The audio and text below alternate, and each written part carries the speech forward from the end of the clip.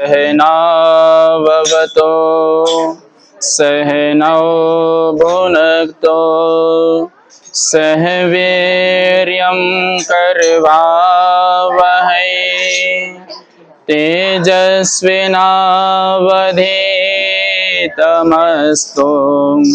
मा विद्विषावहै। ओम शांति शांति शांति। हमारे आर्य समाज के श्रीमती प्रधाना गायत्री गुप्ता जी, मंत्री श्रीमती सीमा गुप्ता जी, हम सबको हमेशा आशीर्वाद मिलता रहता है। आदरणीय माता शैल माता जी, समस्त आए हुए मातृशक्ति प्यारे बच्चे। अब आवाज आ रही है? हाँ, आज आप सब आए हुए हैं, सब घर गृहस्थ संवारते हैं, देखते हैं अपने बेटा बेटी पुत्र पुत्रवधू नाती पोते सबको देखते हैं, सबको संवारते हैं। लेकिन कई बार क्या होता है कि कुछ मिसअंडरस्टैंडिंग की वजह से घर में तनाव शुरू हो जाता है। घर में जो है परिवार में आपस में क्लेश शुरू हो जाता है। हम आज 3 पहलुओं पर चर्चा करेंगे। अगर उन 3 पहलुओं को गृहस्थी धारण करता है तो वह गृहस्थ नहीं बल्कि स्वर्ग हो जाता है। उनमें से जो पहला है वह है कि अपने फैमिली मेंबर पर हमेशा संशय रहित होना। पहला, संशय रहित होना। आप बताओ, अगर एक पति अपनी पत्नी पर संशय करे तो क्या वो अपनी पत्नी से संतुष्ट रह पाएगा? नहीं रह पाएगा। अगर एक पत्नी अपने पति पर ही हमेशा शक के दृष्टि से देखती रहे तो क्या वह पति से संतुष्ट रह पाएगी या जल भुन जाएगी? जल भुन जाएगी ना। तो कभी भी अगर एक पिता अपने पुत्र पर पुत्रियों पर हमेशा संशय दृष्टि रखे तो वह पिता अपने पुत्र और पुत्री से कभी भी वह सुखी नहीं रह सकता, कभी भी खुश नहीं रह सकता। एक पुत्री पुत्र अगर माता पिता को हमेशा संशय की दृष्टि से देखते हैं तो वो पुत्र पुत्री भी माता पिता से सुखी नहीं हो सकती। माता पिता का जो प्रेम है उससे कहीं ना कहीं वंचित रह जाएंगे। हमारे अगर भगवान श्री राम को हम बहुत पूजते हैं, बहुत अनुकरणीय मानते हैं, अगर भगवान श्री राम पर माता जानकी संशय करती तो क्या वो 14 वर्ष के लिए साथ में जाती? नहीं जाती।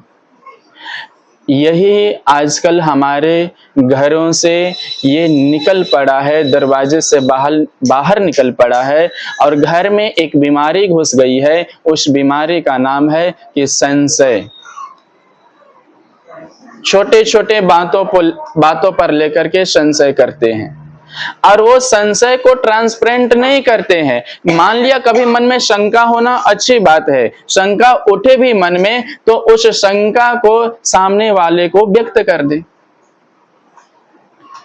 मेरे मन में इस प्रकार की शंका चल रही है, इसमें कितना यथार्थ है, कितनी सच्चाई है, इस बात को जान ले। लेकिन नहीं जानते। क्या करते हैं? छोटी सी संशय को लेकर के बहुत दिनों तक उसको होल्ड करके रखते हैं, फिर बहुत बड़ा वो वजनदार हो जाता है और वजनदार हो जाने के कारण फिर घर परिवार में बम विस्फोट होता है। आप एक बात बताओ, ये पेन कितने ग्राम का होगा? ज्यादा से ज्यादा 20 ग्राम 30 ग्राम है ना। इस 30 ग्राम के पेन को मैं हाथ में पकड़ा हूं तो क्या मुझे उतनी तकलीफ हो रही है पेन को पकड़ने में? नहीं ना। अगर इसी पेन को 5 घंटे तक ऐसे हथेली पर रख करके पकड़ा रहूं तो मुझे तकलीफ होगी कि नहीं होगी? ये 30 ग्राम का पेन भी 30 केजी के बराबर लगने लगेगा। लगेगा या नहीं लगेगा? ऐसा लगेगा कि ये पेन हमें बहुत दर्द दे रहा है, बहुत दुख दे रहा है। क्या है, छोटी छोटी संशय को, छोटी छोटी बातों को हम अपने माइंड में स्टोर करके रखते हैं, हम अपने माइंड में होल्ड करके रखते हैं, और वही छोटे दुख जो है ना धीरे धीरे विस्तार होते होते होते होते बहुत बड़ा विस्तार होता है। और एक दिन ऐसा आता है जब हम उस दुख से अंदर समाहित हो जाते हैं, दुख हमारे ऊपर आरूढ़ हो जाता है, तब जाकर के परिवार में क्लेश शुरू होता है। तब जाकर के परिवार में क्लेश शुरू होता है, जिससे परिवार टूटता है, जिससे परिवार बिखरता है, जिससे परिवार खंड खंड हो जाता है। तो माताओं, बहनों, हमेशा अपने परिवार में एक पारदर्शिता लाने की कोशिश करें। बहू अपने सासू माँ पर, सासू माँ अपने बहू के ऊपर, जितने भी घर में सदस्य हैं सबसे प्रेम प्रीति पूर्वक व्यवहार करें। और सबसे बड़ी बात, अगर घर की लड़ाई में जीतना चाहते हो तो हारना सीखो, और बाहर की लड़ाई में जीतना चाहते हो तो फिर वहां पुरुषार्थ से जीतना सीखो। खुद के घर में, अगर जब खुद के फैमिली में ही जब लड़ाई छिड़ी हो ना, वहां अपने आप को सरेंडर कर लो, आप वहां जीत जाओगे, आप वहां अपने आप को जीते पाओगे। मान लिया कोई जिद्दी स्वभाव का है, मान लिया कोई उखड़े स्वभाव का है, लेकिन ठीक है मेरे से वो नहीं संभल रहा है, क्या दिक्कत है, हम थोड़े से झुक जाए। झुकते वही हैं जिनमें जान होती है, वरना मुर्दा अकड़ तो मुर्दों की पहचान होती। तो थोड़ा झुकना सीखें, हम संशय रहित भावना से होकर के जीवन यापन करें। हमेशा मन में शंका, हमेशा मन में चिंता, हमेशा मन में डिप्रेशन लेकर के घूमने से क्या है ना कि वो मन भरा भरा रहता है, जीवन जीने के वो सुख नहीं मिल पाता है, और फिर लास्ट में हम हाथ मलते मलते यहाँ से चले जाते हैं। आखिरी समय भी कई बार रोते रोते फिरते हैं कि हम जीवन तो जिए लेकिन जीवन का आनंद हमें नहीं मिला। कहाँ से मिलेगा? अगर आप बढ़िया घर में 56 भोग के एक बहुत बढ़िया स्वादिष्ट खीर बनाए हो, और उस खीर को गंदे पात्र में रख करके आप भोजन ग्रहण करेंगे तो क्या खीर का स्वाद आएगी? नहीं ना। पात्र को मांजना पड़ेगा, अपने मन को मांजना पड़ेगा, अपने अंदर के जो विचार है ना उस गंदे विचारों को झाड़ू लगाना पड़ेगा। किससे? भक्ति से। किससे? उपासना से। किससे? संध्या उपासना से। किससे? ईश्वर स्तुति से। किससे? ईश्वर की प्रार्थना से, सत्संग से।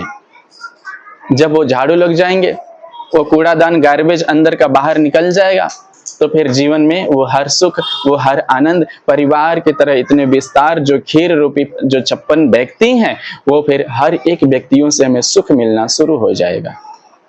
हर एक व्यक्ति हमारे लिए कल्याणकारी होंगे। तो पहला सूत्र है, परिवार में अगर सुखे चाहते हैं, गृहस्थ में स्वर्ग चाहते हैं, तो हम संशय की दृष्टि से ना रहें। शंका मन में होती है, जिसके प्रति भी शंका होती है उनसे एकांत में पूछ लें, जो यथार्थ है उस पर बिलीव करें। और दूसरा है सद्व्यवहार। कई बार ना छोटी छोटी व्यवहार, और आज सबसे ज्यादा परिवार टूट रहा है, बिखर रहा है, परिवार में सबसे ज्यादा क्लेश हो रहा है, तो केवल एक ही व्यवहार की वजह से, वो है ज्यादा बोलना। अपनी वाणी पर संयम। खाने पीने की कभी लड़ाई नहीं होती, उठने बैठने कपड़े पहनावे की लड़ाई नहीं होती। लड़ाई तभी होती है आप बहुत ज्यादा बोलते हो, आप बात बात पर बक बक बक बक करते रहते हो, आप बात बात पर, कहते हैं ना घरों में, हर घरों की स्थिति है, आप बात बात पर टोकते रहते हो, आप बार बार पर अवहेलना करते हो, आप बात बार पर प्रताड़ित करते रहते हो। ये छोड़ दें। मैं एक वाक्य कहा करता हूं, हमारे अंदर इतनी सामर्थ्य नहीं है कि हम किसी को समझा सके। जब तक ईश्वर उसे न चाहेगा, उसको सद्प्रेरणा मन में नहीं देगा, तब तक हम किसी को नहीं समझा सकते। भगवान कृष्ण भी तो गए थे दुर्योधन को समझाने, समझा पाए क्या? भगवान श्री राम भी तो भेजे थे हनुमान जी को समझाने के लिए, रावण को समझा पाए क्या? अंगद को भेजे समझाने के लिए, समझा पाए क्या? विभीषण ने समझाया, समझ पाया क्या रावण? नहीं समझ पाया। जब इतने बड़े उच्च कोटि के मर्यादा जो हैं, आप तो पुरुष हैं, योगेश्वर श्री कृष्ण मर्यादा पुरुषोत्तम हमारे आराध्य भगवान, उनसे जब नहीं समझा तो हम क्या है? राम के आगे तो हम आम हैं। जब तक उसको सद प्रेरणा ईश्वर नहीं देता, तब तक कोई भी किसी भी जीवन में, किसी के जीवन में बदलाव नहीं होता। किसी को कह देने से बदलाव नहीं होता। मैं प्रवचन कर रहा हूं, मैं ये नहीं दावा कर सकता कि मेरी प्रवचन से बदलाव हो जाएगा। जब तक आप नहीं बदलने की कोशिश करेंगे, तब तक बदलाव होने वाला नहीं है। जब बरसात होती है ना, बरसात होती तो दोनों हाथों की हथेली अगर यूं आकार में करें तो बरसात की पानी रुक जाती है इसमें। अगर इसी को उल्टा करें तो बरसात का पानी निकल जाता है। अगर कोई भी उपदेश कर रहे हैं, कोई भी अच्छी बातें बता रहे हैं, कोई सत्संग कर रहे हैं या कोई बढ़िया बातें बता रहे हैं, अगर अपने दिमाग रूपी पात्र को ऐसे रखोगे तो आपके बदलाव निश्चित हैं। अगर उल्टा रखोगे तो बदलाव नहीं होगा, होने वाला नहीं है। तो पहला सूत्र था संशय रहित परिवार में रहना है। दूसरा है सबसे सद्व्यवहार करना है, बुरे व्यवहार को त्याग देना। अच्छा, मैं ये बता रहा हूं, कई लोग कई घरों परिवारों में ऐसे व्यक्ति होते हैं, हमेशा किसी की हंसी बर्दाश्त नहीं करते। कोई अगर जरा सा खुश हो रहा हो तो उस पर अनेक सवाल, हाँ बताओ क्यों खुश हो रहे, क्यों हंसे, कहां से आए, कहां से गप्पे लड़ा के आए, किसी ने क्या कह दिया, किसी ने मेरी बुराई कर दी जो आप हंस रहे हो। ऐसे ऐसे अनेक बातें चलती रहती हैं। ये सब को जो है ना, जवाब देने की आवश्यकता नहीं है। किसी को जवाब देने की आवश्यकता नहीं है। अगर कोई आपसे दुर्व्यवहार भी करे तो परिवार में सठे साठेम समाचरित ये वाला नियम लागू नहीं होता है। जैसे को तैसे टिट फॉर टैट पढ़े हैं ना आप लोग, ये परिवार में लागू नहीं होता है। परिवार में क्या लागू होता है? जब विवाह संस्कार होता है तो वहां पर आचार्य उपदेश देते हैं, पति लोकम गमेयम, अर्थात जो स्त्रियां हैं, जो माता स्वरूप है, जो पूजनीय हैं, वो मातृमान हमेशा अपने पति के लोक यानी पति के पथ पर चलती हुई जीवन यापन करे। बताओ, माता सीता ने कभी भगवान श्री राम को उलाहने दी क्या कि हमें कहाँ लाए हो? मेरे पिताजी ने तो इतने बड़े युवराज से शादी किए थे, वो युवराज कहाँ गया? माता सीता ने कभी ये नहीं कही कि हमारे पिताजी ने चक्रवर्ती सम्राट के पुत्र से विवाह किया है, आज हमें कहां भटका रहे हो? कभी उलाहने ताने नहीं दी। अर्थात तो वो इस बात को जानती थी कि जो हमारे वैदिक रीति है, वैदिक परंपरा है, सनातन परंपरा है, वह क्या है? वह समर्पण का है, न कि अर्पण का है। वह समर्पण का है। हम दूसरों के प्रति हमेशा समर्पित भाव से रहें, हम दूसरों को समझने की कोशिश करें, हम दूसरे के इमोशन को समझने की कोशिश करें। कई बार परिवारों में क्या होता है कि अपने मन माने आचरण के कारण हमेशा अपनी मन के ही करते रहते हैं, दूसरे की भावनाओं को हम कभी नहीं समझते हैं।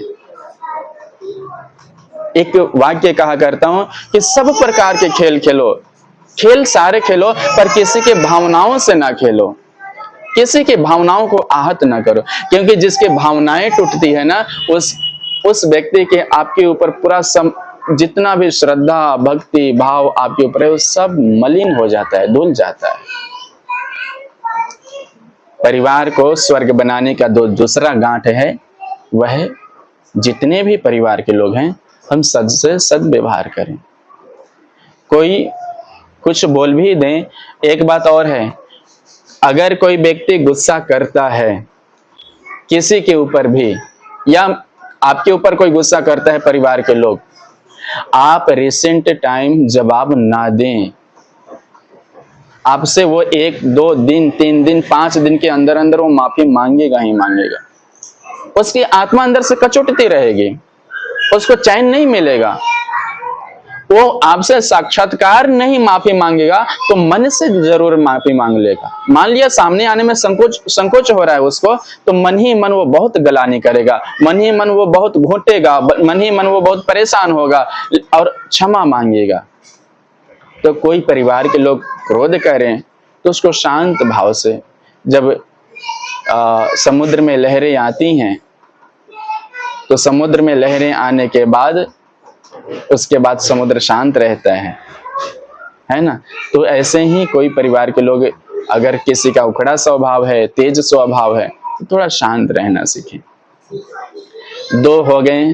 तीसरा है परिवार में कि हम हमेशा अच्छे आचरणों का ही ग्रहण करें, अच्छे कर्मों का ही करें।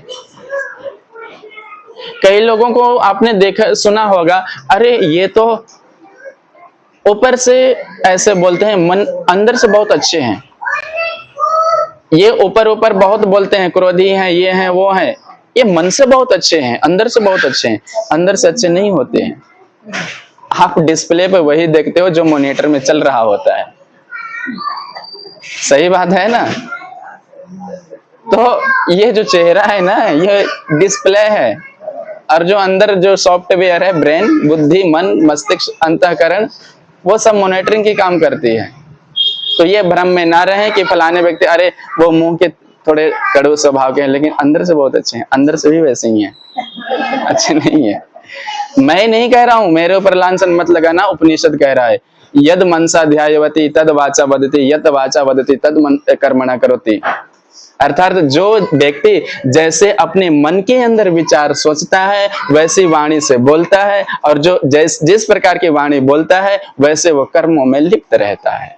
ये उपनिषद का वाक्य है, मेरे वाक्य नहीं है। मेरे ऊपर मत आरोप लगाता ना आपसे। तो परिवार को संगठित करने का, एक गांठ में, पर्व में बांधने का 3 सूत्र हैं। हम परिवारों में संशय को खत्म कर दें, संशय को घर से बाहर निकाल दें, सद्व्यवहारों को करें, सबसे प्रेम प्रीति पूर्वक रहें, और तीसरा हमेशा अपने अच्छे आचरणों का ही ग्रहण करें, जो बुरे आचरण है उसका त्याग कर दें। अच्छा, आप प्रकृति से सीखते हो कि नहीं सीखते हो? जिसको गर्मी नहीं पसंद है उसके लिए अभी बरसात के मौसम आई है नहीं। जिसको बरसात नहीं पसंद है, ईश्वर ने उसके लिए सर्दी की व्यवस्था की है कि नहीं की है? की है ना। तो जो व्यवहार जिसको नहीं पसंद है उसको क्यों देना, जो जिसके पसंद है वैसा दो। परमेश्वर ने ऐसा नहीं दिया कि केवल गर्मी गर्मी ही झेलो, ऐसा भी नहीं दिया कि केवल सर्दी सर्दी झेलो। हमारे भारतवर्ष में, क्योंकि हमारी भारत की मिट्टी की खुशबू पूरे आदि परंपरा से लहराती आ रही है, आदि परंपरा से इस मिट्टी की सुगंध उठती रही है। तो प्रकृति से सीखें, अपने को चेंज करें, अपने को बदलें। जग बदलता है।